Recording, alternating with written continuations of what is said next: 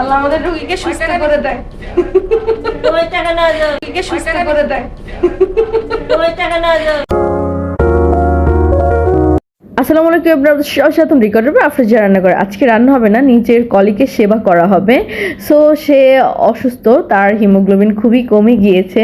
So দেখেন সে প্রত্যেকদিন সবার ক্যানোলা করতেছে, আজকে তার ক্যানোলা করতে গিয়ে কী হাল হচ্ছে, সে খুব চিৎকার চেঁচামেচি করেই যাচ্ছে, তাকে কোনোভাবে কন্ট্রোল করা যাচ্ছে না, সে ব্যথায় কাতরাচ্ছে, দেখেন কত বড় চিৎকার দিচ্ছে।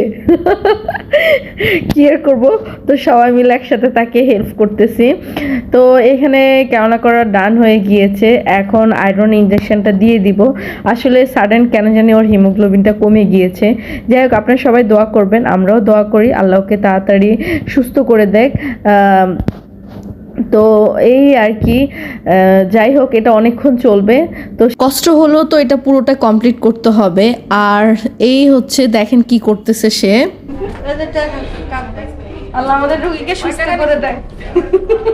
টাকা না। যাই হোক, কেমন হয়েছে ভিডিও আমাকে জানাবেন প্লিজ। আমার সাথে থাকবেন, like comment share and bye by.